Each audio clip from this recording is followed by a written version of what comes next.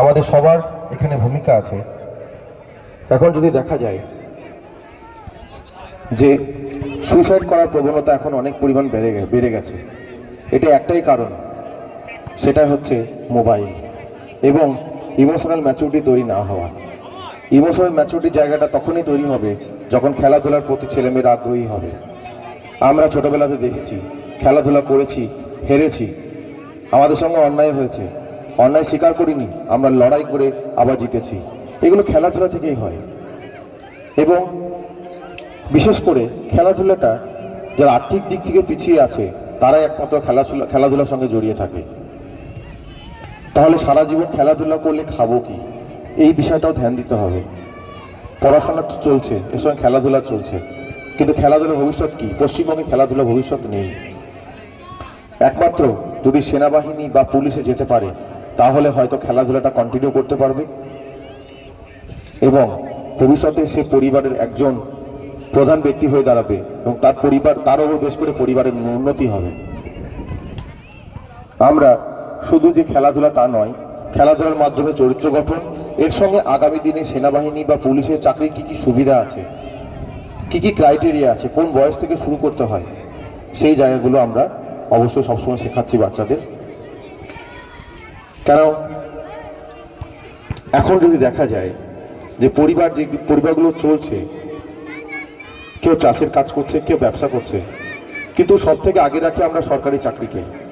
পড়াশোনা করে যদি কেউ সরকারি চাকরি করতে পারে তাহলে তো অবশ্যই সোনায় সোহাগা। তাহলে সরকারি চাকরি বলতে গেলে এখন কি আছে?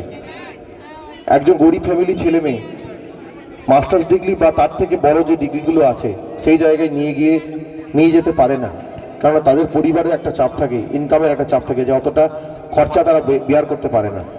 সেই জন্য চাই যে কম সময়ের মধ্যে যদি প্রতিষ্ঠিত হতে পারে সব থেকে ভালো। তার জন্য সেনাবাহিনী পুলিশের চাকরি হচ্ছে সব থেকে ভালো।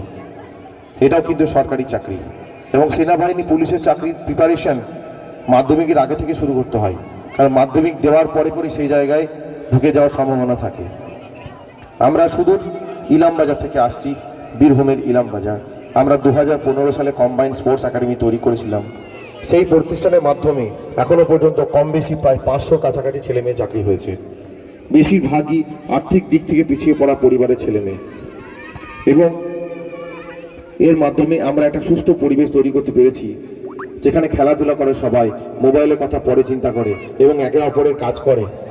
আপনারা যদি ফেসবুক ঘাটেন, ইউটিউব ঘাটেন, শুধু ইলামবাজার স্পোর্টস একাডেমি যদি সার্চ করেন আপনি দেখতে পাবেন সেখানে কতটা সফল কাজ হয়।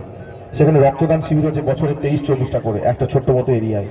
খেলাধুলার পরিবেশ আছে সেখানে, এবং সেনাবাহিনীর পুলিশের জন্য বাড়িতে বাড়িতে চেষ্টা চলছে এখন যে আমার ছেলে মেয়েকে পাঠাবো, কারণ সবাই জানছে যে উচ্চশিক্ষিত হয়ে বেকার হয়ে যাবে ছেলে মেয়ে, কাজ নেই, জনসংখ্যা বাড়ছে, জনসংখ্যা এখন প্রায় 144 কোটি ছুঁই। সেই জায়গায় ছেলে মেয়েদের খুব ভয়ের বিষয় যে আগামী দিনে তারা খাবে কি করবে। আমরা কালের বিবর্তনে আমরাও কিন্তু পৃথিবী থেকে বিদায় নেব, কিন্তু আমার ছেলে মেয়ে কী করবে এটা আমাদেরকে সবসময় করে খায়। তাহলে আমাদেরকে ছেলে মেয়েদেরকে সচেতন করতে হবে এখন থেকে যে খেলাধুলা করো, পড়াশোনা করো, তুমি দস্যুপনা করো, তুমি মোবাইল ঘেটো না, তোমার মধ্যে ইমোশনাল ম্যাচুরিটি আসুক। তুমি যদি সেনাবাহিনী পুলিশে যেতে পারো অবশ্যই ভালো, কারণ এই প্রিপারেশনের মধ্যে তোমার মধ্যে আসবে দায়িত্ববোধ, তোমার মধ্যে আসবে শৃঙ্খলা, আসবে সাহস, সততা, ইতিবাচক মানসিকতার মনোভাব ইত্যাদি অনেক ভালো গুণ আসবে, যেগুলো আগামী দিনে এগিয়ে যাওয়ার পথে তার পাথেয় হয়ে দাঁড়াবে।